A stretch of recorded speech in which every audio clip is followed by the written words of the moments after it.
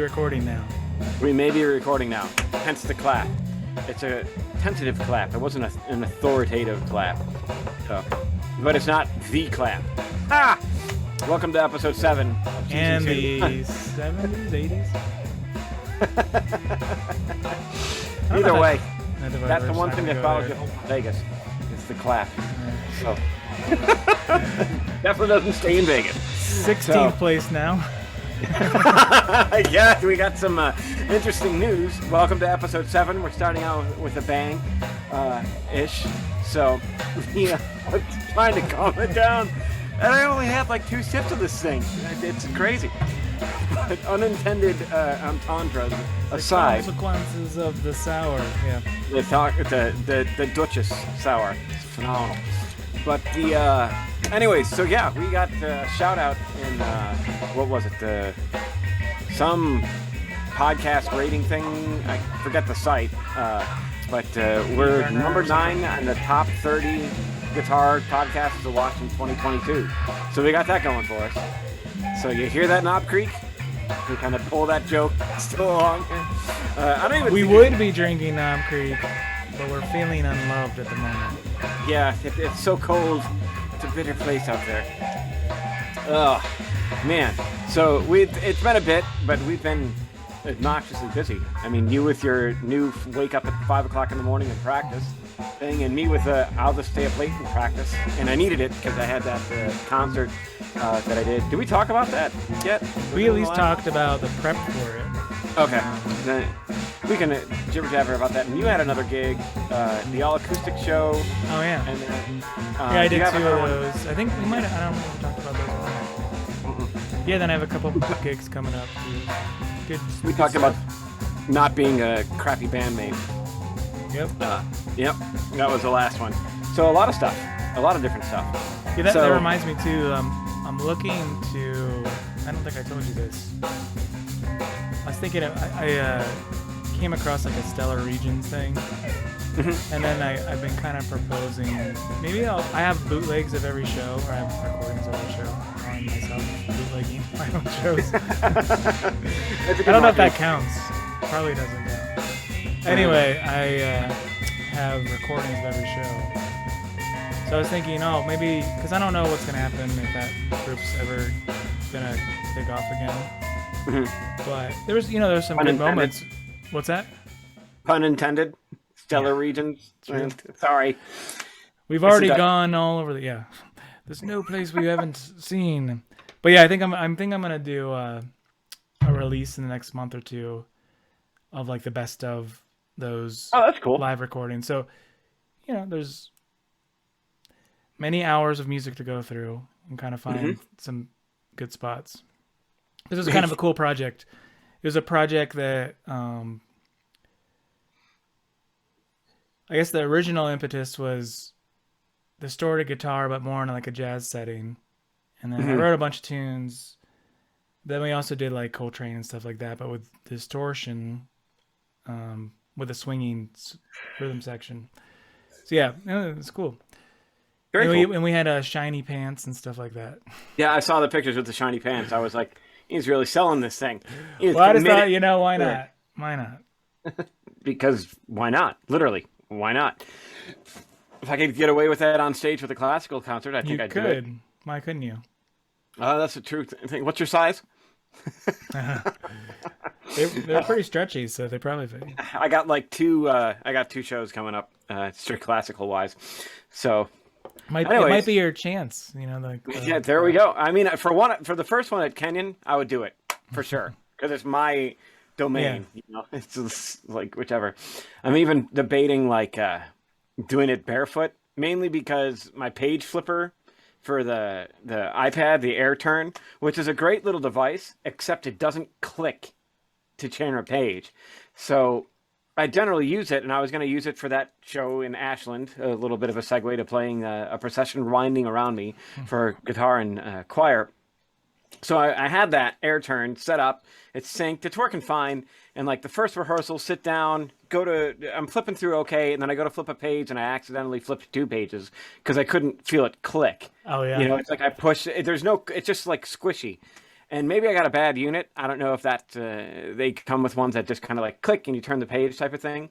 But without that tactile response, I don't know if it's going to work or not. And so I was just over adamant and flipped 2 pages. I'm like, whoops, and totally dropped it. At that point, it's just like, forget it. I'm on a different page. So I was like, okay. Then I literally took the thing, turned it off, and put it in my backpack. I'm like, I'll just touch the screen. That was it. And the nice thing about the guitar part with that, it was engraved like fantastic. Like plenty of space for a page turn. Yeah. It was in the right spots where I had a lot of rests. So it was like, okay, boom, and going at. So whoever did the engraving work on that, it gets a nice welcome round of applause for that. Happy Not accident. the clap. I would not want them to have the clap. They did good work. I want them to continue engraving different material. So, They're anyways, like, oh, I never thought about that. I Yeah. glad that worked out. Yeah. It was just some guy going, I just did it like every 4 bars. Yeah. Cool, it worked. Whichever. Yeah, So- I totally meant to do that. Yeah. I'll take the win. Um, Sippy, sippy. Did you ever find out that they do a recording video? No, they didn't. There were no microphones in the Those- spot. And you didn't Yeah, record it it was on your kinda phone or disappointing. anything? No, I mean, I could have, but I just didn't. It was. I've got in the habit of doing that like anytime I see any music or go anywhere. So and it doesn't always sometimes it comes out a lot better than I think, and then sometimes it doesn't come out as great as you think, but it's still nice to just have the Yeah, I have the record there, and I would have liked to because we freaking nailed it. Like, I was really happy. Nice. Well, I mean, well, I maybe it's texted good you after. didn't hear it because then it's usually that's when you're like, I nailed. Oh, guess I didn't nail that part. Yeah, exactly. But on that, In my memory, it was so good. and that was the thing. It was like I felt great about it, and so did the conductor. Which was the big tell. Me feeling great about it is my own perspective, Right. but to have the conductor being like that, He was like, okay, so guitarists couldn't read music. yeah, Like I can't get the smile off my face. I had no idea. Holy crap! I can't believe he pulled it off. That's the way Like it is. I thought we weren't getting past the first note. Yeah. Yeah, exactly. Well, the first movement was the easiest one, or not the easiest one, but was easy. The second movement was clearly the most difficult, just with tons of shifting meter, which isn't necessarily hard, but it's tough when you have a conductor and they're taking rubato with the choir. Sure. It's like, this is not in time. What the hell's going on? So I really had to relearn because it's been a bit since I played with a conductor since like the pit orchestra stuff that I was doing. So it was like, all right, I got to get used to watching the conducting out of my hand while following the music. And it came together really well at the last. Like we did the second movement the best we ever did it. And that was like dead on because there's a lot of spots where it was really tricky to line up. It was just, ugh. And yeah, the whole thing went fantastic. So that was good. It was kind of weird because I was very stoic for that gig. Like just, all right, let's just do it. Boom. Got up and that was it. Now, was there many people witnessing? Yeah, it was a pretty big, it was probably 80 to 100 people there. Nice. So it was, And that was the choir? Yeah, exactly. Mirth. No, the choir actually wasn't that many. I mean, it was probably, I want to say 20 kids in the choir because it's from mixed choir. So like instead of having the sections, they're all intermingled.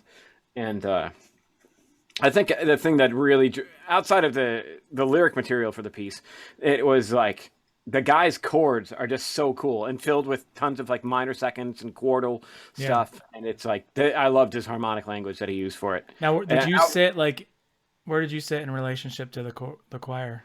It was like the conductor was probably about 3 feet in front of me, and then me, and then the choir to the side. So I wasn't actually looking at the choir at all. Okay. I was mic'd because you need to be. But actually, I did see videos of no mic'd guitar, but that guy had it like memorized, and he was part of like a traveling troupe, so he just sat in the front and played, and the choir was behind him, and that's where they got the balance from. But the way that the piece was arranged was very well done to give each, like, time for the guitar to speak when it needed to, and it was really surprising how well balanced it was. The more I dove into it, and I love the guy's work. I got to look up more of his writing if he's got anything else. Jeffrey Van is a composer. So it's cool too, right? I mean, being in front of a choir like that. Oh yeah, man. The sound like gives you goosebumps when you're like. Yep. I was like, I gotta hold it together emotionally because I mean the lyrics are really heavy, but it's just beautiful too. The way that some of those chords just swell with the vocal line, just like, oh man, get you right here every time. Dang it. Mm-hmm. But it was great. It went really well. And then I have I got a concert at Kenyon, which is solo guitar stuff, and then another concert at. Yeah, make sure you send me the details on that. Try to make it. Yeah, I mean, it's in Kenyon, so it's like a 90-minute drive for me. So it'd be like 2 hours for where you're at. Ish. Big road trip, an expensive road trip. We're not charging admission because of the gas, but sure. Well, I don't have a diesel, so it's not as bad. Oh, yeah, but I also in my diesel I get like 48 miles a gallon, so I mean it kind of either way. By next session I might even have an electric car, but we'll see. Regardless, powered by guitar. Yeah, powered by pure hatred of YouTube stars that can't play. But it might be an interesting calculate. How much guitar would you have to play to generate enough electricity to charge your car to go a mile? How many hours of playing? That's actually an interesting because it does with an electric guitar. That's what produces the signal is the vibrations on the electromagnets. And they thought music was just silly. Now we're powering a guitar. It's an easy calculation. It's got to find out what the amperage or how whatever. much power you get out of guitar playing. I'm assuming like just big, open chords probably does the most. Yeah. Right? Get the most vibration. Tune it to an open tuning and just strum it for a while and see what it will take. 14 years later. That's right. No, that's gonna be. We should do that. We should definitely figure that out just to see. You're like, honey, I would hang out with you, but I have to charge the car. Gotta charge the car. I'll see you at the kids' graduation. I need about 10,000 hours of practice still. And that should get us to Akron. the local Walmart. Man. To the middle school. Oh, yeah, so that Kenyon gig should be great. Actually, I'm going to be doing a duo a little bit with one of the vocal instructors down there. And then the same thing up at Kent. Same program, but with a different singer. Cool. Doing some Dowland tunes, which those are fun. Which I like his writing. It's always... I like it because it's the resolutions are just so odd compared to what we're used to hearing. Sure. The Renaissance versus Baroque type of thing. It's like right before the rules really started to get super enforced, or not enforced like we're the music community. Yeah, kind of got ish predictable. Yes. Yeah. No, you're not wrong. To circle progressions and everything else were like part of the I know where this chord's going. Yeah. Well, predictable to us, I guess, would be the better way to put it. Sitting on the other side of it. That's fair. So, anyways, so that it's a program of the Renaissance songs, some Bach, obviously the 997, and then some. Mauricio, a lot of more modern stuff. Colonna, the guy from Italy, doing one of his tremolo pieces, and then the theme from Schindler's List by Williams, arrangement by Koshkin, and then what else? Mysterious Habitats and the Philip Glass tunes. So I noticed in classical recitals, it almost always goes by time period, the way people organize the set list. You always see like, okay, we're doing the Renaissance, and we'll move into Baroque, and then we'll go into classical, then we'll go into this, and then end with some modern pieces. That's question one. I guess that's not always true, and I guess I was gonna ask if you were gonna do that. Question two is the other thing you notice a lot of times, unless someone's just really specific, they always have these mixed presentations of everything from Renaissance to the modern, I guess I'm wondering, do you think that's a good thing, bad thing? Like, would it be better to just pick a topic? Do you think that the overall experience, it's kind of like, I don't want to say it's a hodgepodge, but it ends up, you know, No, well, it is. It is a hodgepodge. The selections are there for a reason, in the sense of like that's kind of the classical shtick is you play all the time periods that you can with the right? guitar. That's just it. I mean, when you go to school for classical, that's what you're going to do. Yeah, right. And it's a formalized thing. Whether or not that's gatekeeping is another subject, but I think there's utility in that just to see where the music is growing. Like Now, have what you the gone to style many of song. shows where that wasn't the case? The only show that I would say that was mostly completely modern was Roland Dian's. Yeah. And But it was also mostly his tunes, right? yeah, exactly. And Yeah. same thing with Dusan Bogdanovich. Um, And then I'm trying to though remember Paul Galbraith. Galbraith did a gambit It of was stuff. oh, it wasn't just Bach. It wasn't just Bach. It was Bach and then modern composers that he did piano arrangements for guitar. And then he did a couple of classical pieces to kind of like do the yes, I can play the guitar music that's written for guitar type of thing. Because when I was at that one camp, one of the other teachers, who I won't drop any names, was like huffing and puffing that it's like this isn't a guitar program, this is a piano program on guitar, and I'm just like, that's Okay.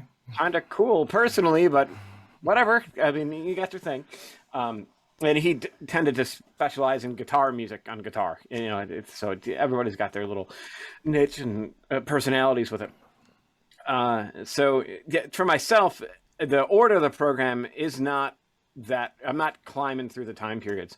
I mean, I started with the Bach, then I go to the Dowland, and then I end it with modern. So I kind of jump back a little bit and then What are go you ahead. thinking about though when you're setting that list When I'm setting that list is endurance. or the order? So it has nothing to do about presentation. Like, okay, I know they're gonna go through this thing and that's gonna be heavy, so I'm gonna give them a little bit of a breather, No. and then I mean, I did think a little bit about that, trying to apply the, what is it, 4-1-4 method of, which is like this thing of a set list. You're going to do 4 fast songs and a slow one, and then 4 more fast songs to kind of like keep the audience engaged type of thing. That's a idea, or maybe it's 3-2-3, something like that. If you listen to live shows by some of the bigger bands, it's like fast, fast, fast, slow song, medium, fast, fast, fast, fast, slow. They kind of sure. pace it that way. I wasn't thinking about that at all because, when you do the Baroque, it's like it's a box suite. That's kind of already built in the first thing. And then the Dowland songs are like we're doing 5 of his tunes, and they were that I arrange in the sense of fast, or in this case, it's going slow, fast, slow, in terms of pacing with that. Then like the Schindler's List is obviously slow. The Colonna is slow depending on the perception of it. Tremolos clearly sounds fast, but the melodic lines are long and slow. And then the Philip Glass is definitely slow. So I kind of slow it down by the end of the program. I just kind of keep putting the Everyone's brakes just on like, a little bit. Yeah, just falling asleep, whichever. I've gotten to a point. that's how you get people to stay. Then they would Yeah, leave otherwise. nobody's leaving. They're all asleep. So just check that guy's pulse. The my perspective on playing has gotten to a point where it's like I just want to play beautiful tunes, or play something really beautiful. Yeah, and that can be done with difficult pieces. It can be done with easy pieces. It's not like a matter of like I'm just picking this because it's hard. I stopped doing that. Like Sure. I found it's like, well, this is difficult, so I'm going to learn it. It's like, well, oh yeah, I forgot 2 other pieces. Difficult reminded me. I'm doing the Villa-Lobos Etude 1, and then Gilardino Etude 14 because he recently passed. And Etude 14 is definitely asynchronic to the timeline of everything. I mean, it's totally modern, but I think Kenyon's set list is the Bach, then the Studies, then the Dowland, then the other stuff. So it's Yeah. like I go from Baroque to modern to Renaissance to modern. And so that's the layout with that. and it's the same program, and I'm going to be speaking during it too. My other goal too is I picked, like, I'm tired of being separated from an audience in a classical concert, so kind of bring everybody together and talk Sure. about the pieces a bit. I was just reading a couple of papers on the 997 and 998, just taking different tidbits from the scholarly things, and obviously sitting in the front and giving everybody a theoretical analysis of the pieces is going to put them to sleep even more so than the music. But at the same time, there's a lot of stuff that is theorized about Bach's writing, where it wasn't just the way that he wrote it, quote unquote, that he had other ulterior things planted in that for religious reasons, because it was a Lutheran, a very hardcore Lutheran during that, and so he would take a lot, and obviously he worked in a church, so he's kind of everything that is based around that. So the like the 998 is a 3-movement suite, which is very rare for any type of suite, especially for Bach. And it was written as a Christmas work, and so people. Is that because they're normally 4? Normally 6, Okay. generally speaking. So, and that's give or take. Is there a minuet and trio in there? Is there 2 minuets? Whatever. It all depends. So, but generally the number is 6, and then but 3 was like really short. It's like, what the heck? So that caused people to take notice, because if you're used to a typical layout, and then there's something that doesn't fit with the rest, it's like, wait a minute, that's probably intentional. I don't think Bach makes silly decisions and just this is just 3. And there's a lot of different things that happen motivically in the music that is also echoed in some of his other Christmas cantatas that have people thinking that it's like, okay, this is supposed to be a Trinitarian work. That's why you have 3 movements. It's in the key of E flat, which is 3 flats. It's and the main motif is do ti do, so you have this kind of turnaround thing, and that happens throughout all 3 movements. It's really remarkable when you look at that through that lens, the intentionality of that compositional aspect. But we don't know for sure. It just that probably, guessing from his letters and the things that we know about his personality. And the 997 is a companion piece to that. They were written around the same time. I think it was 1740 is when we at least have the earliest manuscripts of him. Huh. And so it closer to about 10 years before he died. And the 997 is more in the Easter season, or the Lent season, following the liturgical calendar. And it's 5 movements, which isn't as rare as 3, but it's still something a little bit outside of the mold. And in the first movement, there's 5 distinct sections in it. And there's just there's the da capo fugue is almost it's arguable that it could be a crab cannon, in not in the complete sense of that, where you can take 2. Have you heard of a crab cannon? Not that I recall. Yeah, I'm not sure. It's a cannon, but it's the same backwards and forwards. Like there's two voice lines going up, so there's 2 lines, right? But one of them's the complete reverse of the other, Sure. and you just play them in one direction, and it works. I forget which one of his particular pieces was that, but it was a crab cannon. And somebody was arguing a little bit in one of the papers about how the fugue is like that, where distinctly, because halfway through the development of the subject, when it gets to the development, or the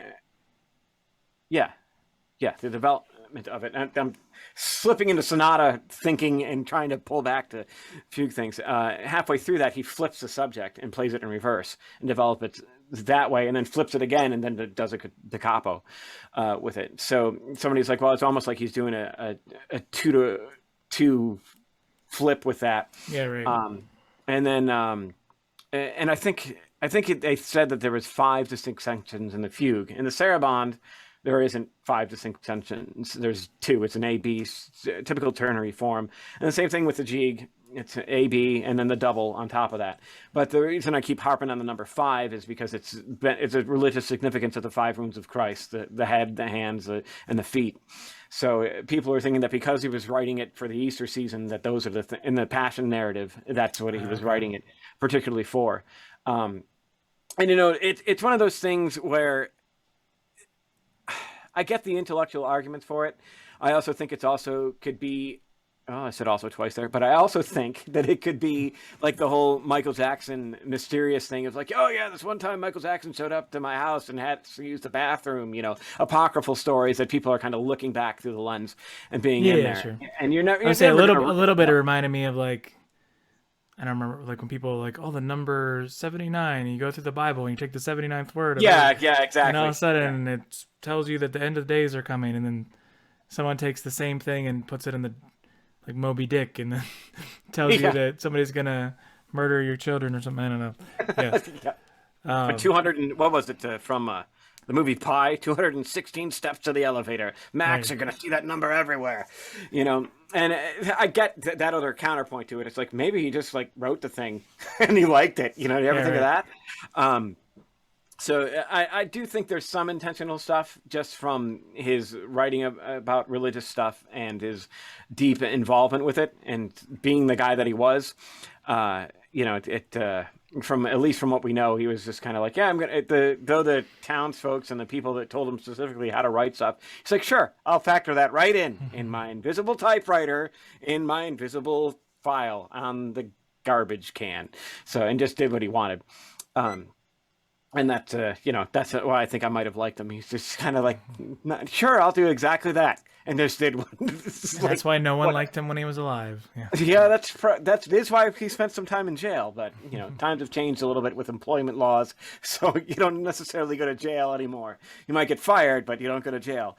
Um, so that's kind of like I figured it was fitting for the timing right now in the middle of Lent to put the 997 together. And it's kind of I'm looking at it like my redemption of playing it because when I played it for my master's recital, I ditched the jig because it just wasn't coming together. And now it's like I got it, so I'm putting it out Well, on that's that.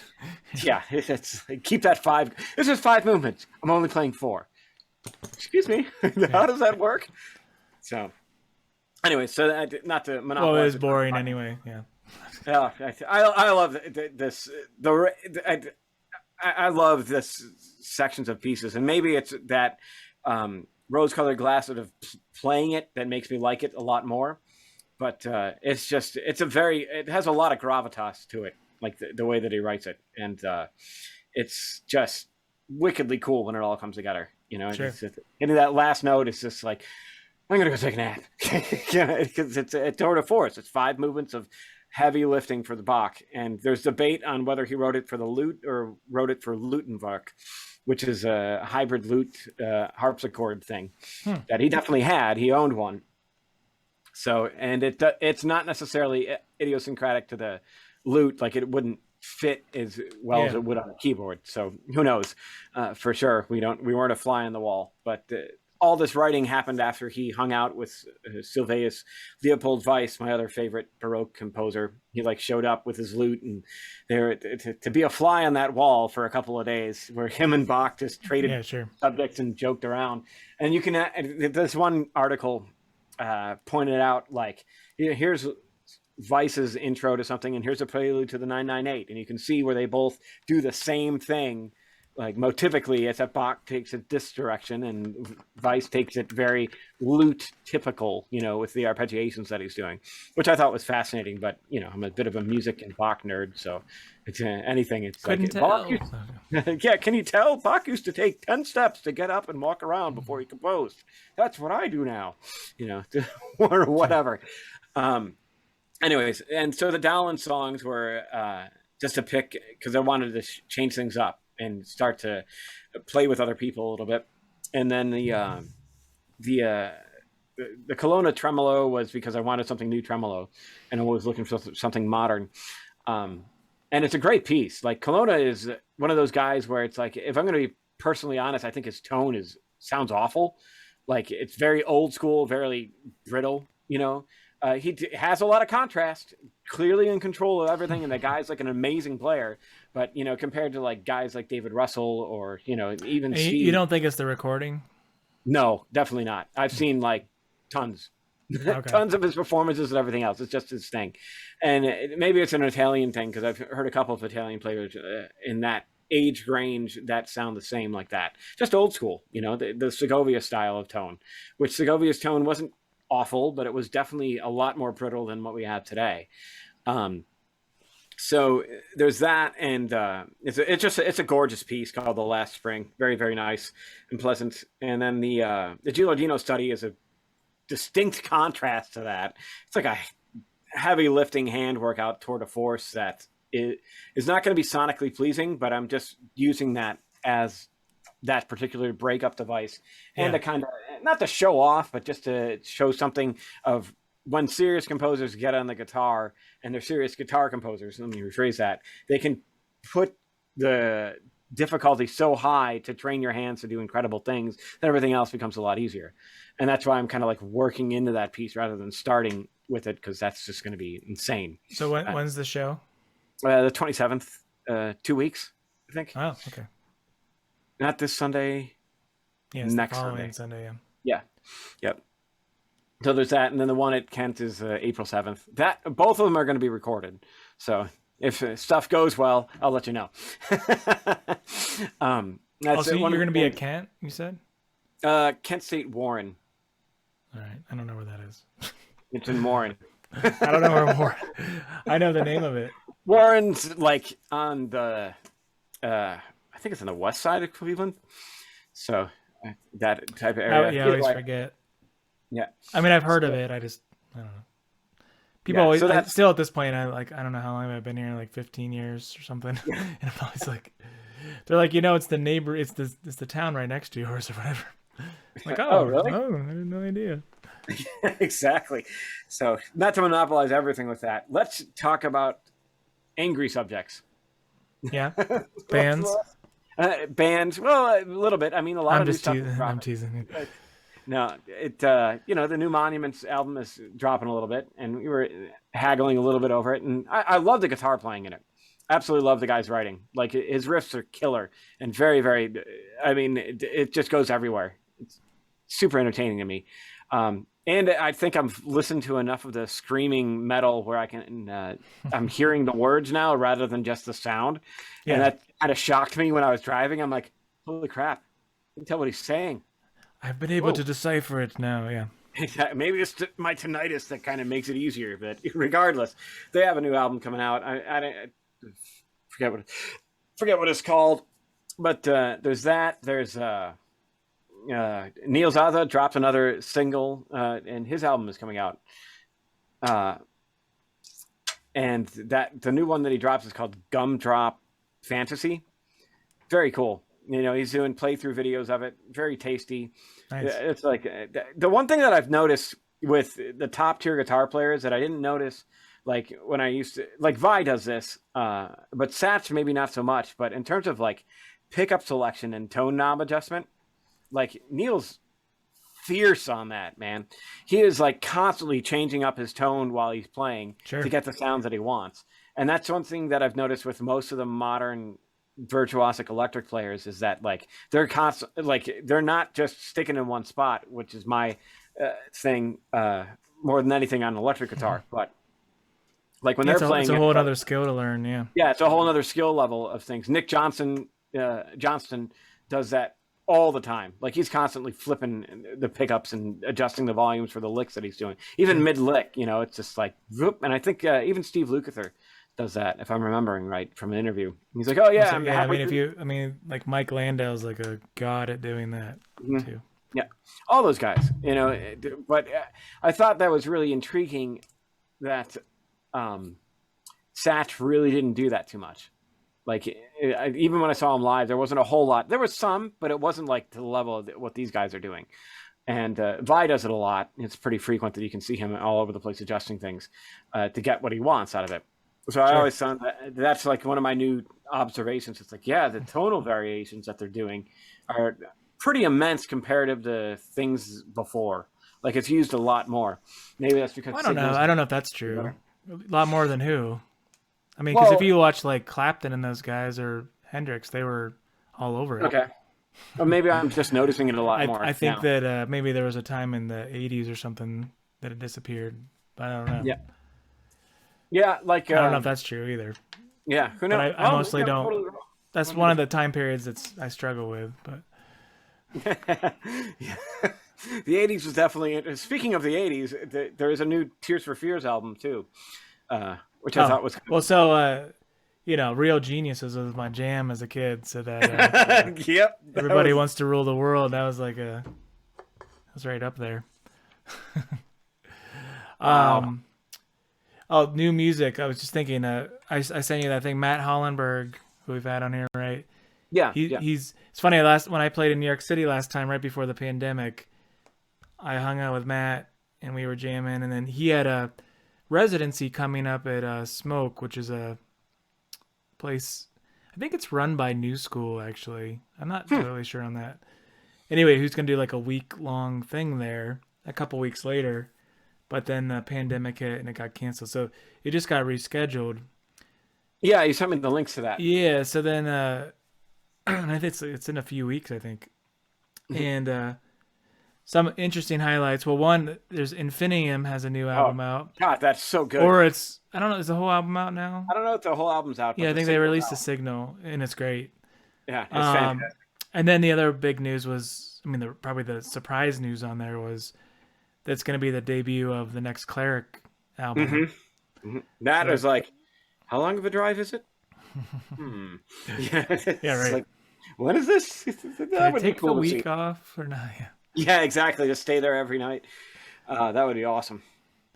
So So that's the new exciting. Cleric Yeah. thing, that because he's got at least when we interviewed him, there was 2 albums done, like Yeah, I in think it was recording. something like that. Yeah, that's right.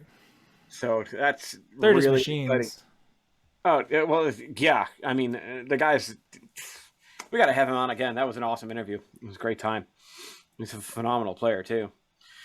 So Oh yeah, that that was, a and I'm machine. loving the Infinium track. That is like Oh, wickedly they're cool. such a cool band. Yeah, and Hmm.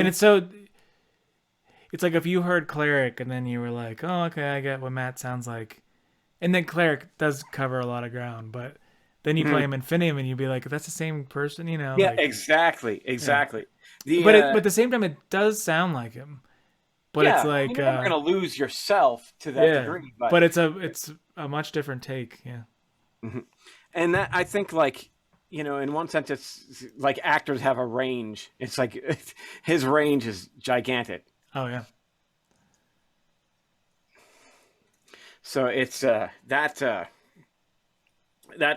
is one of those things that I absolutely love about his playing. It's like he's got this bloop, here it is, Sure. and between the John Zorn and the Infinium and the other stuff and whatever else he's doing, because the guy's ridiculously, um, Prolific. yeah, it's like. Could you stop maybe for a second? Make me feel better about my own playing for a minute? No? All right, fine. Keep doing you. No, but there's the new Animals as Leaders that's coming out.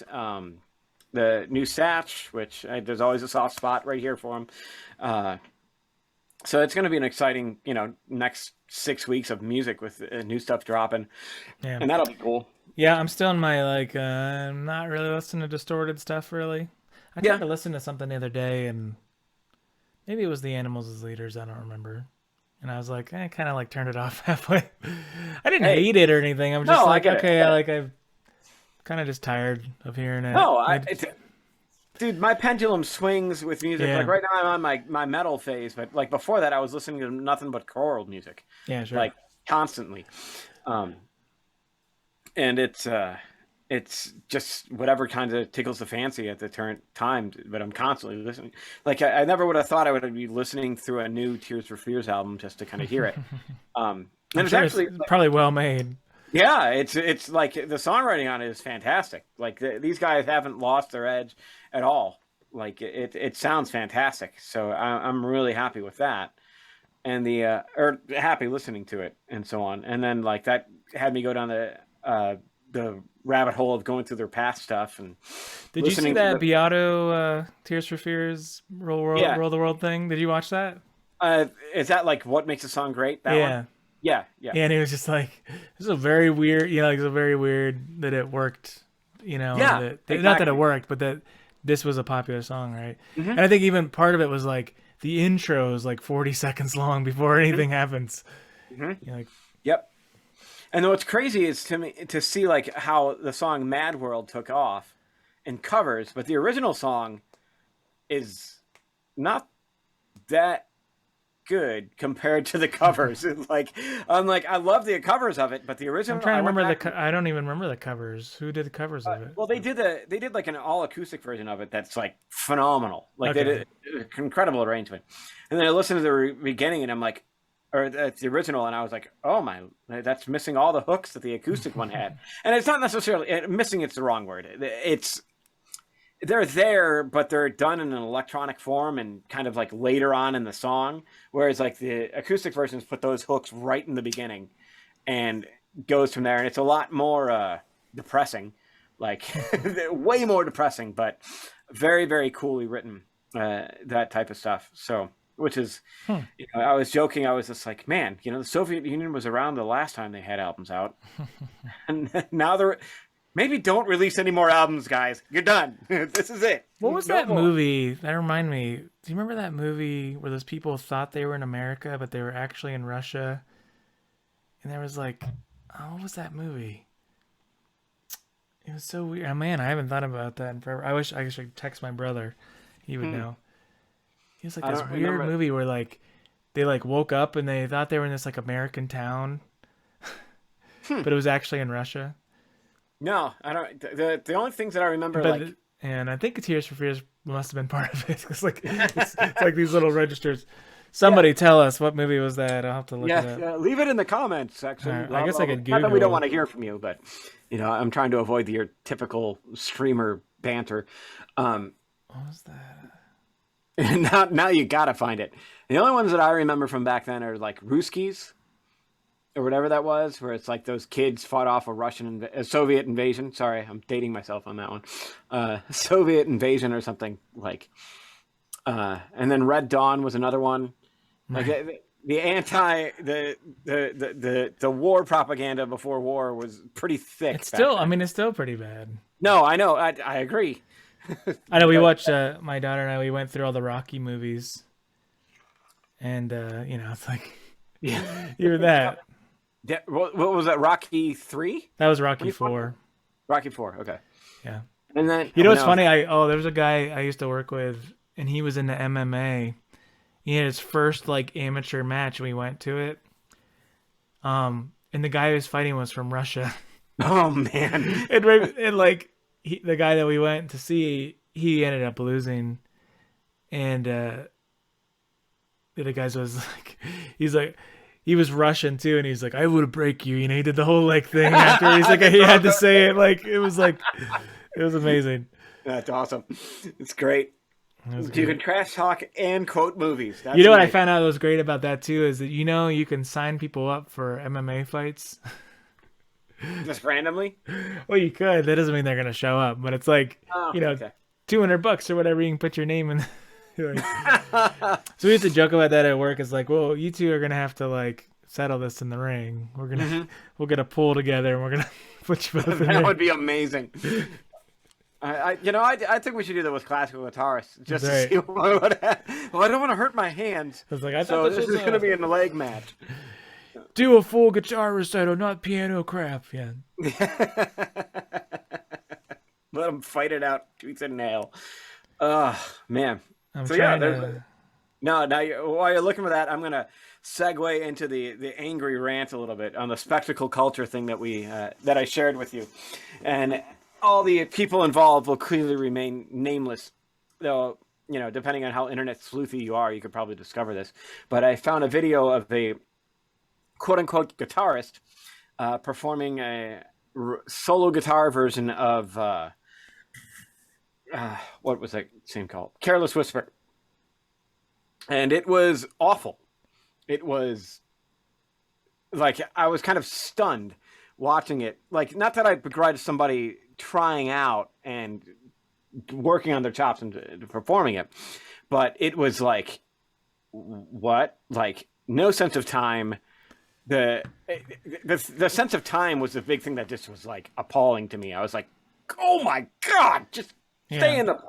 somewhere in a pocket, and it was just like you could tell they were very amateurish on the guitar. Like, I'd put them at the advanced beginner type of thing. But this person who is female had certain assets and looks that clearly were contributing to the follower count of 650,000 subscribers, at that. And that video had like a couple 100,000 views when I saw it. And I was just kind of like, it was one of those things where my wife, if she walked in, she'd go, "Oh, he's just watching it for the music."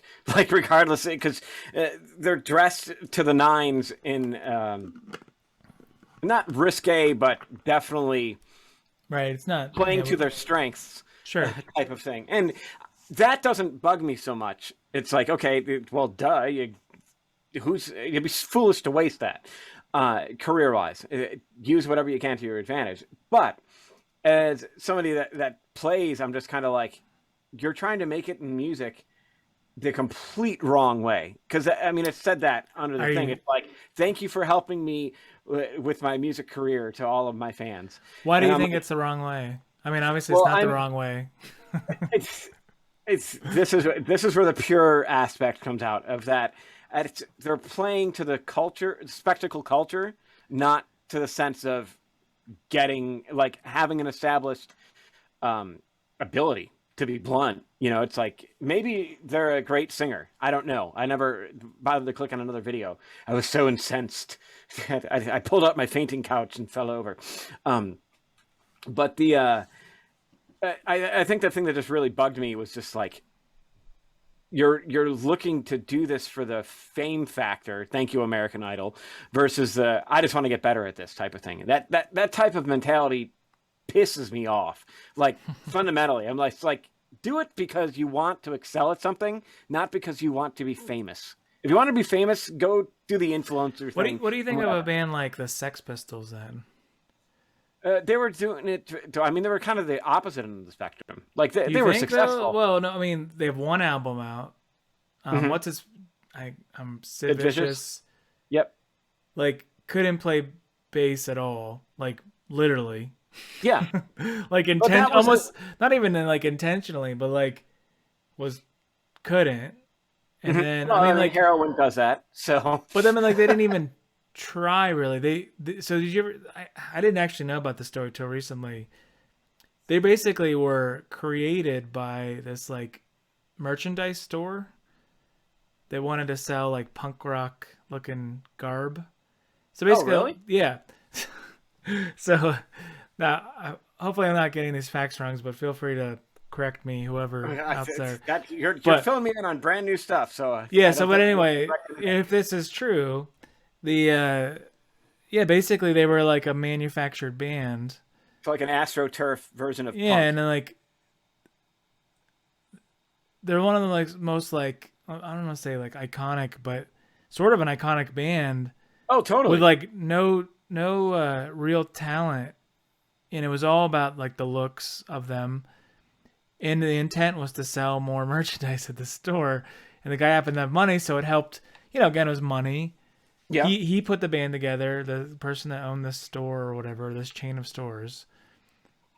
And they basically they wore the clothes this place had. You know what I mean? It was like a whole charade. So, are you looking it up now? Yeah, I gotta see it. So yeah, very interesting. Like I mean, I guess my point to that was I don't think this has really changed. Even bands, you would just forget about it maybe a little bit. Yeah, I know it doesn't say anything particularly with the colleges and art schools around. I'm not going to cry bunk because I'm not going to sit here and read this entire thing. But so far, it hasn't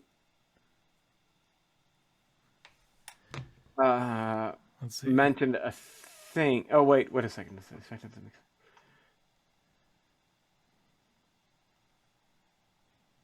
Okay, you're. I'm not going to word. Oh, no, you might be right. Let's see here. Backing up. I mean, it's just generic things that we're reading, blah, blah. The band members regularly hung out at 2 clothing shops on Kings Road in Chelsea. Where this guy worked as manager, blah, blah, blah. Too fast, too young to die. The Clarence and Westward shop had opened in 1971. It's like 1950s. Renamed to focus on another revival trend. the owners of the shops were constant peddlers on the new stop. So when they were rehearsing there, they changed it into a punk rock thing. So it wasn't the shop that created Yeah, them. they we'll have to come back to this because I want to see what. Yeah, Yeah, but let's read this and we'll talk more about it next time. yeah, right. With that, But but no, it's like, interesting. cursory Like look. sort of. You're not wrong, but you might have it out of order. I don't know if it totally did. So I'm Because curious. the Sex Pistols were, from what I just read, they were like third name of a band. Like it was something else well before a couple of years. Yeah, but wasn't it Johnny Rotten or Sid Vicious or one of them joined late? Yeah, John And London joined in 1975. in that, and they like no talent whatsoever. Like, I guess my point to that was here's a band that was sort of intentionally not talented, and certainly not seeking to be better talented. It was a charade. Mhm. It was meant to be a spectacle. But in one sense, they were pushing back against the current bands of the thing. Like one of the big things that mentioned that he had that sparked a lot of outrage is one of the band members had a shirt that said Pink Floyd and he wrote above it, "I hate Pink Yeah. Floyd." Just to kind of Sure. and whatever. But I mean, that's just that's a spectacle thing. You're right. Yeah. But I think that's a pushback against the current spectacle, which I guess you could say is spectacle regardless. Well, it's name dropping, right? It's like Yeah. let's take an iconic group, like if it's like if you went and you put Oh, it's like Segovia sucks. Yeah. I hope he's burned. His grave burns down or whatever. I don't Oh know. God, I got a great joke. I have a great joke idea for my concert. David Russell is the Totally. worst. Sharon Totally. Isbin should never play guitar again.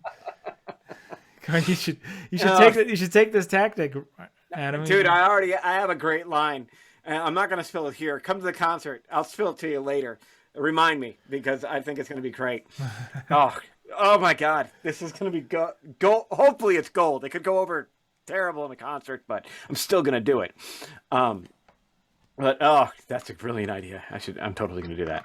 So, anyways, So you're gonna have a big sign behind you that says Segovia should have never played guitar to begin with.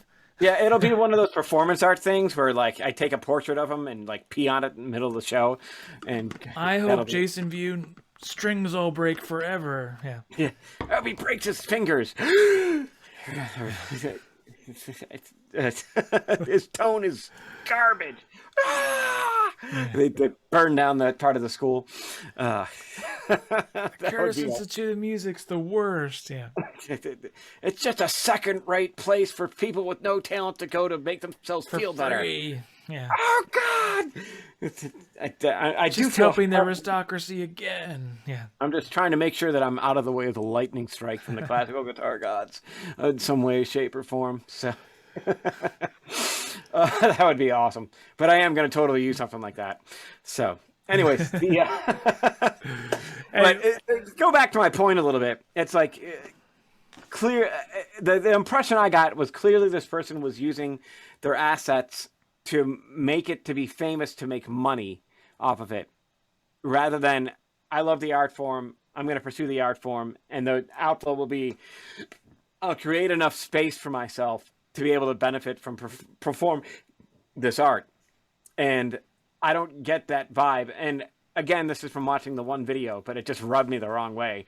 I was just like, Britta, what the heck, as a musician, as a business head, I mean, it's like, well, yeah, of course, whatever asset you can use to get ahead, you do you, whatever, Yeah, like I said, it's hard to tell, like awesome with not watching a bunch of other videos of this person.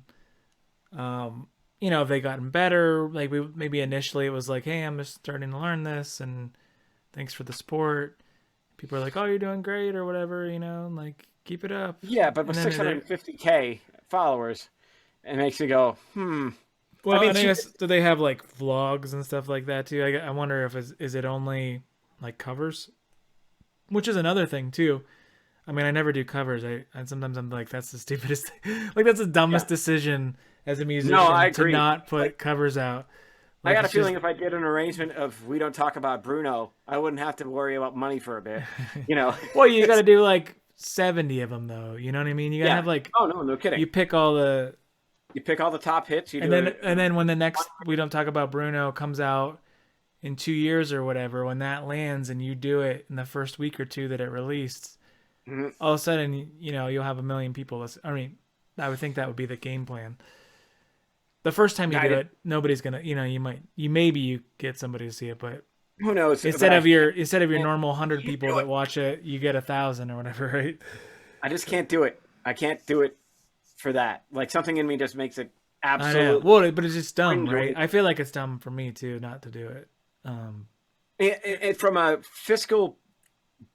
um, fiscal business perspective, it is dumb. It's like, how much time would it really take for me to do a mediocre arrangement of a Disney pop tune and just play through it?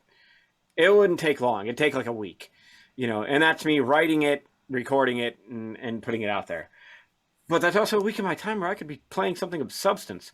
Not that they're bad writers, but it's like, I don't want to take my time away from what I really like doing and really want to play to do something for that, stupid influencer, quote unquote, value. and it's also a That's trap, I that. think, too, God. right? Because you see the people that, even like the really good ones that do it, they kind of Yeah, get that's trapped. all They, they do. they can't kind of get trapped in it because as soon as they put any of their own stuff out, it's like, Hmm. oh, I had 1 million views on that other thing, but I only have 1,000 on this. That's Oh, my you own can thing, see it. and it's like your ego would get so hit, and you're like, well, I want to get that 1 million views again on the next video, so. Bigger than that, your wallet's going to get hit.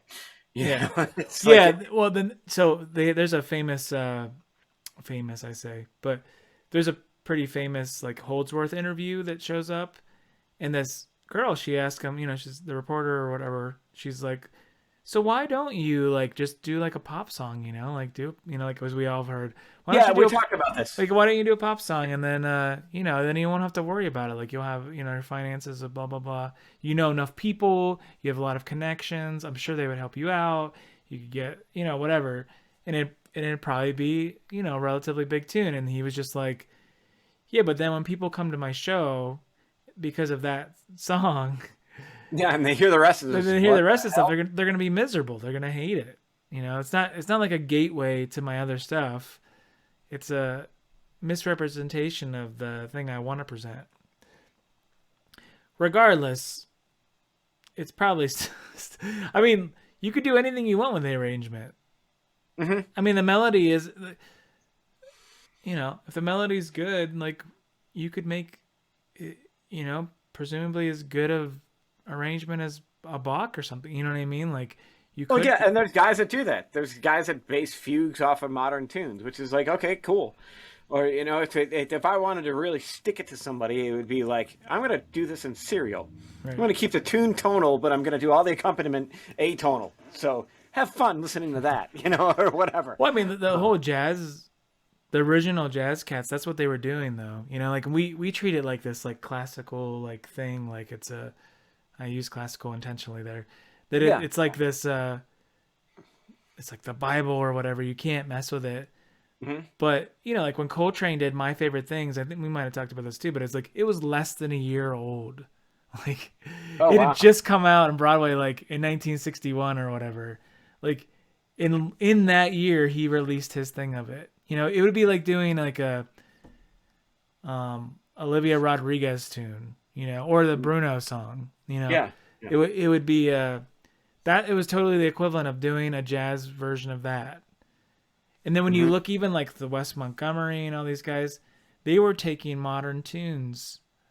Like Wes Montgomery did a Beatles album, in the 60s, you know. Dang. So like, it would have Yeah. been it Yeah. would have All been right. like fresh. And we look at it, we're like, oh, that's so classic, it's like it's a classic thing that he did. He took the great music or whatever. But it's like he just took the pop songs of the day, like the biggest hits of the day, and did an arrangement of it and turned it into his own thing. Um, it's not so dumb. No, I guess. I mean, it's like when you look at it from that perspective, I guess it's And you great. think, I mean, look at Bach. I mean, like, I'm certain that what he was doing was modern, for the time. It was, Yeah. Oh, of course. I mean, he was and taking Mozart Lutheran and all this tunes stuff. and These were like the harmonizing. pop tunes of the time in a sense. Mhm. You could say it's more sophisticated or whatever, but that's misrepresentation too, probably. But Did you see that 12 tone thing about modern tunes? I think I sent it to you. And he was like crapping all over Beato for saying how tunes used to be Oh, better. yeah. Okay, 12 tone is in like the channel, The not as in channel, like yeah, the the 12 actual tone music. I channel. was like, wait, what? He's Yeah, like, no, Rick I was got totally wrong about this whole thing. like these are the hits. And well, Well, we said the same thing when we were talking about that. yeah. Like it's like the number one hits you don't really recall. It's the ones that have the staying power that generally Oh, weave there was, yeah, themselves that's right. out. That was part of it, but the other part was just the complexity of all the layers that you hear in music now. Like Hmm. you didn't hear in the 60s, in the Yeah, 70s. that's And a true, lot and of that that's was what, tech, it was like a technological thing. yep. That's Um, one of the points I bring up. I'm like, just because it's a Taylor Swift song for 4 minutes doesn't mean getting the sonic signatures into the right yeah, I spots mean, like for that. there's, I bet if you map that thing out, Yeah, that should is be like that's there's ridiculous. 180 tracks doing all kinds of different things, and it works. And Yep, it's and like that's kind of a marvel, really, yeah, and that's what I of tell. I'm like, complexity for that matter, a total complexity that you tell could have. everybody that now. Yeah, I mean it's fascinating. I'm just like, listen, working with my buddy Bob, the electronic guy, synthwave thing, it opened my eyes to the production end of things. And like the work that goes into that, and the intricacies, and the detail, and that's tremendous, man. It's not like a flippant mentality. It's intentional, and Right. you're looking. Just because it seems like 20 hertz to 20,000 hertz is a lot of space, but it's really not. Especially when you have things aren't small in that space. It's not like they take 1 hertz. Yeah, It's like, right. no, you're talking like a couple hundred, depending on where that's going to lay. So it. It quickly can become cramped, and figuring out how to master and put things in the right spots and where you do it mix wise, and coming up with the new sounds, integrating the right sounds so that they don't overlap with the frequencies of another one, so that it's clear. It's like Sure. that is crazy, like the amount of work that goes into that. So that completely earned a new perspective from me on Well, and that. a lot of times people will say like, "Well, look how quick they put that thing together." Like they put that whole song and all those layers and stuff together in an hour, like 5 hours or whatever. And it's like, yeah, but if somebody gave you the chords to the song with your guitar because you've been playing for 30 years, Yes, exactly. like you could lay down a track in the next 20 minutes and it'd Yeah. probably be really good. You Hmm. know, it's because you've worked it out. Like, Exactly. then they've worked that out on the computer too. It is an instrument unto itself Yeah, with the production end of things. And I think that's really lost on people that don't do a lot of it or haven't been exposed to that sure. end of it. But that goes with everything. When you haven't been exposed to that end of it, it's going to seem like it's garbage, until You, you you get know, it. I had an interesting, I don't want to say argument, but discussion about somebody had posted something about like, what do you think about guitar synths? And somebody was like, guitars shouldn't be synths, like they should stay with keyboards. And I was like, there's nothing inherently keyboardish about synthesizers. This it's not like there was a piano that sounded like a synth that was acoustic. Like Yeah. it just happens to be easier to trigger synth sounds with a button type apparatus, right? Yes, exactly. And we happened it's- to figure out how to do that with keyboards first. But there's not like all the synth sounds really have like whether a guitar does it or a sax does it or whatever. I mean like any instrument or whatever that you want to couple it with has just as much right to touch those zillions of synth sounds that we have now as a keyboard. Like the keyboard Yep. doesn't own it. I guess is my Yeah, exactly. it's kind of, and I never really thought about that before. It just always seemed like they're so ubiquitous, right? That you just think, oh, since like I see the keyboard on your, it's like, of course that's doing synth stuff, right? And it's like we've gone there, but it really has nothing to do with the keyboard. It just happens to be. I mean, it's basically a MIDI controller. Oh, That's what it comes down to. And they got more elaborate and more compact. I mean, that's what I mean, do I write with this? Yes. But what does it normally do? It controls all the MIDI. Like, Sure. I got my drum pad over there, and then this is for writing in chords. So it's definitely, I completely agree with your point. Like so what? They use a guitar synth. Okay. Like Eric Johnson used a guitar synth. So Yeah, no. it, I Pretty much remember everybody. seeing ads for that way, way, way back in the 90s. You know, the Roland, whatever it was, Sure. the extra pickup that you could put up in between the bridge and the first, the the literal bridge and the bridge pickup. You could slip it on the strings, and it's a MIDI controller for it. Yeah, the GK pickup. Yeah. Yeah, yeah, The and it's well, and if you go back farther too, I mean, Matheny's using that Roland mhm. guitar. Yeah, yeah, McLaughlin had one. Um, Holdsworth had the Synthax. You ever seen those?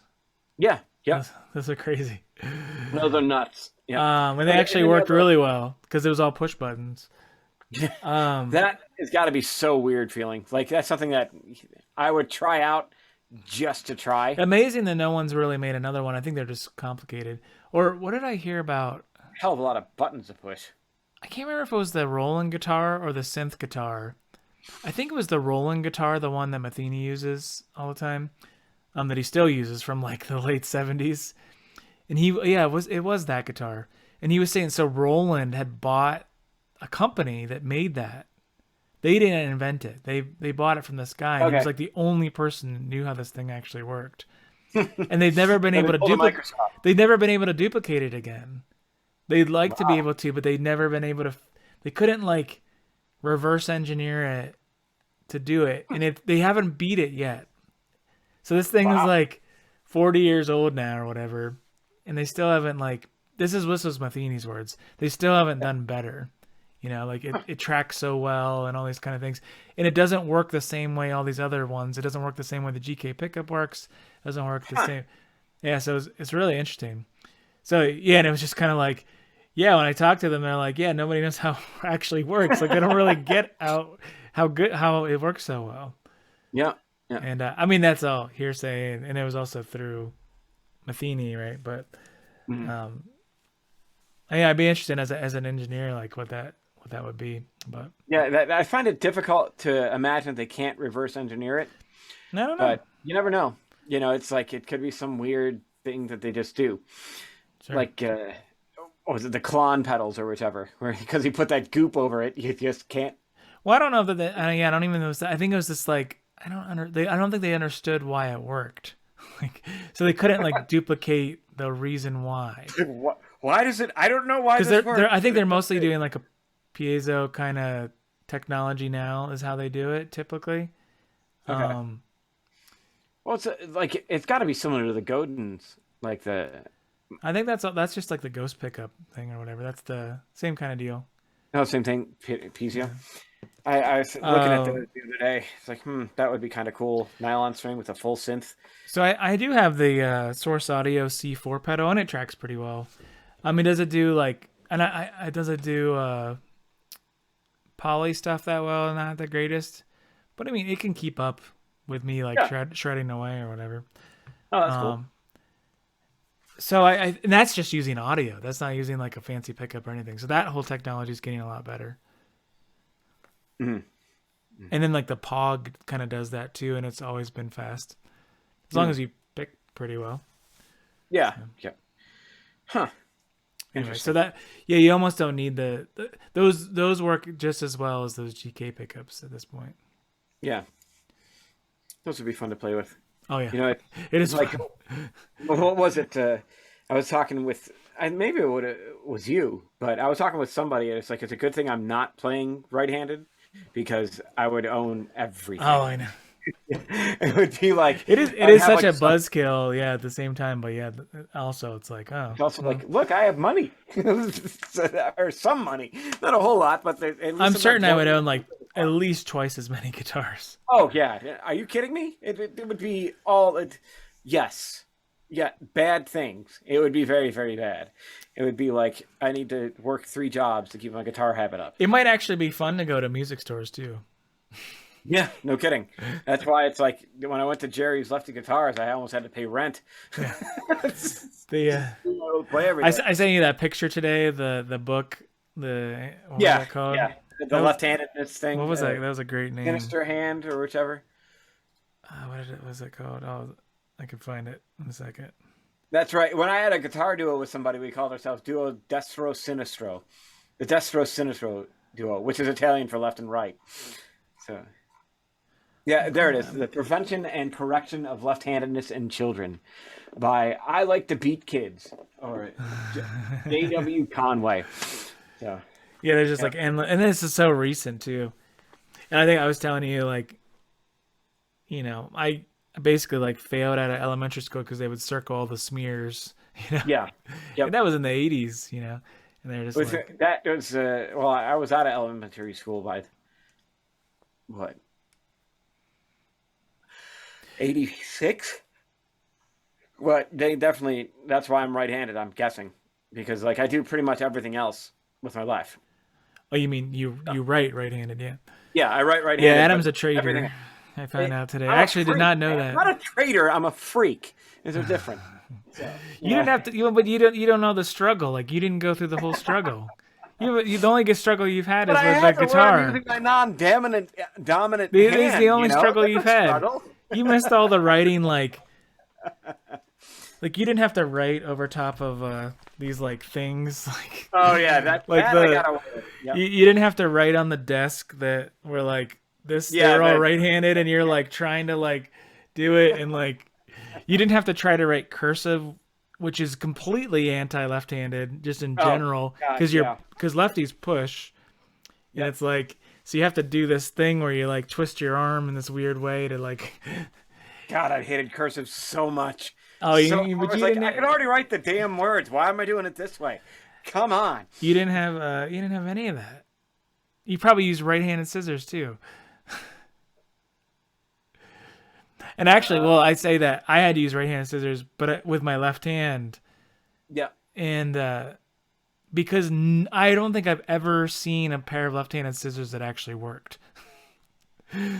I'm assuming they just like. They're like, no one's gonna use these anyway. Like, so they're not gonna. We're not gonna sharpen them. We can't trust left-handed with scissors, obviously. So and we can double the price for it anyway. And no one's Yeah. gonna know because the right-handed person's the one buying it. So they're not even gonna try it to see It's if like it works. selling left-handed pencils. Yeah. What? Well, it's like, and that's my other pet peeve is if you go to a guitar store, they have the left-handed guitar chord book. And I'm like, no, just learn to read it as it. I mean, it's a freaking diagram. If you can't flip That's it in just your hand, that's a recipe for disaster. I've never looked at that book. It is a recipe for, because I had somebody that was trained in that was left-handed. It's like, oh yeah, they wrote it all out lefty. I'm like, they did. So they made things twice as hard for you? Yeah. I'm like this. Right. So basically, you have to rely on them forever now. Yeah. Yeah, and that's what I said. And that's what we spent like the first month and a half in the lessons. I'm like, Every we're chord gonna chart start you over. looked at was wrong. Yeah. Yeah, we're going to start over and get you thinking in the other way because you're never going to find stuff in a left-handed version Right. in terms of music. So just, yeah, like some of the marketing stuff just, again, fills me with rage. So. Yeah. I mean, they just needed to say. Like that, all that book should say is "Suck it up, Buttercup. It's gonna suck." Like blank, and it's got like a couple, like 3 sentences in it. I'm gonna show you how this is in Part that they right-handed, are. and stop trying to think of it the other way. Yeah. Yeah, it's And, all that stuff. It never bothered me at all. I don't even remember thinking like this is that was the thing. backwards. It's like, exactly. It's all tablature was already ass backwards anyways. Like it's flipped upside down to begin with. Sheet music, it doesn't matter. Yeah. And the guitar chords were just like, oh, okay, that's the string, this string, that's it. Boom, map it on. Yeah, it never bothered me. Or even like lessons. Like sometimes I know I had obviously I had all right-handed teachers. Mm-hmm. And like sometimes it bothered those teachers, they like legit. But for me, it was just like I'm just looking at a mirror. Like it didn't really bother me. And that's the thing. Or I it never definitely had didn't bother complaint. me. I didn't even think about it. Like I'm like, oh, okay, yeah. And they're like, It's harder. I'm like, why are you struggling? Don't worry about you. Just teach me. I got it. I don't have to translate. I've already figured this out. I have one left-handed student this semester. Yeah. And they're playing lefty, and it's weird because I'm used to mirroring everybody, and then they come in and it's like, oh yeah, you're like me. Okay, I guess I understand what everybody else does now. I forget how kind of weird I look. Could you switch to right-handed? Because I don't get this. Yeah, I was like, if you weren't so far along in playing, I would say learn the other way.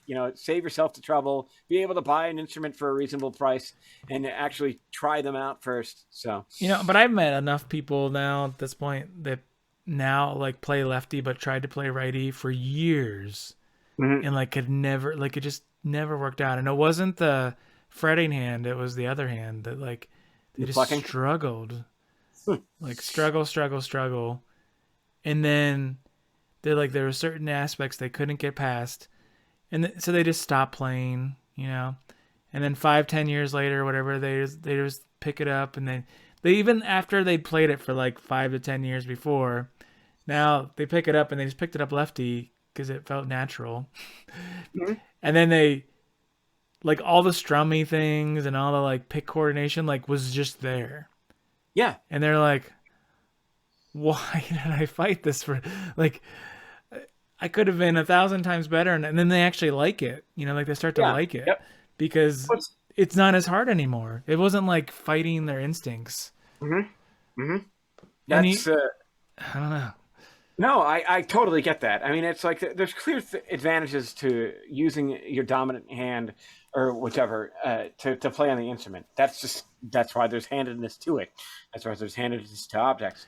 We I just mean, I happen feel to. like if you're left-handed. See, if you would have wrote left-handed, you'd be a way better picker, because this is all I this use is the my same fingers. this is the same motion basically, right? So like I have 40 years of practice writing with this Yeah, yeah, hand. And so all yeah, those little like I don't like switching strength like none of that stuff. I don't think about any of that stuff. I mean, some of that was obviously practice, but yeah. there's Of like an course. element of like I can shift the skill set from both of those to work together. Anyway, Yeah. we're Well, going it's off a like tangent here, but no, it makes sense though, and I don't think it's that much of a tangent. We if you really just want to get better at guitar, Adam, you should start writing left-handed. you shut your whore mouth. You're like, I just might. No, I do like in the back of my head. That beer is clearly affecting me a little bit, but in the back of my head, I think about that. It's like if the worst happened and like I injured my fretting hand, I'd just switch. It's like that would be it. And I'm like, I wonder how long it would take me to get back to that level where I'm at now. Like clearly, at least a month for the calluses to come in, and then I think it would be like 2 or 3 years because but that's an excel because I know so much mentally that it's like just a matter of applying what I do now Well, and it would be building an that way. interesting study to see if you're like, man, I have no capability of doing this. Yeah, it's not a study I want to participate in, but if I'm Yeah, forced to, I will. yeah, well, for Like sure. that's kind of like the It's hard to story of Jerry. imagine a situation where you would have somehow hurt that hand but you can still pick with it or something. I don't know, Well, but that's what happened to Jerry for Jerry's Leslie's guitars. Like, because he played right-handed, oh, and then he worked construction. Like, this is a story that he told me. And he worked construction, and he had an accident, and he cut like, if you didn't know, if he didn't show you, you wouldn't notice. But he's missing the complete index finger. Like, this is gone. All this section. okay, So it looks like he has like his right, his left hand looks like it only has three fingers, and that's like totally natural. Like the knuckles gone. He something with a bandsaw or yeah, they something. they did a good job. Yeah, they made it look good. Yeah, they made it look good, and he's like, so I took like a couple of years off or whatever, and then he's like, I stumbled in a guitar store and found a lefty, cheapo bottom tier lefty guitar, and grabbed it and started learning that way. Just because I like playing. Sure, And then he quickly realized nobody sells high end lefty instruments ever. Like even medium tier is tough to find, certainly. and the rest is history. So it's that's I'm that's a gonna be in Orlando in June now. I'm thinking like, how do I get? Orlando's like 4 hours away I from. know. Well, as close as I can get. So I'm Yeah, like, well, I mean, I will say it's worth the drive. It's totally worth the yeah. drive. I'm like, how do I make this happen? Like And maybe I yes, it stay is for in the the middle of the weekend sticks. or something, and then I can go. Yeah, I don't know. Yep, but it's totally worth it. That was awesome. It was, and so many unique guitars there. It Sure. wasn't like Fender and Gibson left-handed, and that's it. It was like there was like they had some. but most of it was like exotic stuff that you wouldn't get even at a high-end instrument shop for right-handed people. Yeah, right. So it was really, really cool. Really, really cool. No doubt. So brilliantly done. Kudos to him, and we got to invite him onto the podcast. That would be a fun interview. Yeah. Have some fun with that. Gripe about the perils of left-handed playing and so on. But it sounds like he didn't struggle as a lefty either. I'm just No, at least at the beginning, but later on the struggle was really real. So but yeah, Wise man, he didn't go through I will say the 25 years or whatever of writing left-handed. Yeah, I will say that he is moving it to Tennessee. Oh no crap! That's way closer. In another year or two, he's like building another store out there and moving everything from Florida up there. Interesting. So I just can't take the heat down here anymore. So I'm pretty sure the heat in Tennessee is worse when it's bad. Yeah, who knows? Either way, it's his call. All I know is Tennessee is closer than Florida and it's driving distance. Yeah, right. I mean, well, technically so was Florida when I was there, but yeah, right. Still, it's not a day's worth of driving. It's like 5 hours or something like that, 5 or 6. So from where we're at. But anyways, all right. I think we've hit the random rambling phase. We have. Might be time to wind things up. We like that y'all stuck around. Yeah, number 9. Let's hope for number 1 starting in next year. We'll get a little bit more creative. So That's right. And talking about more guitar specific things. But this was cool. Yeah. Good. All right. See you. All right. Later.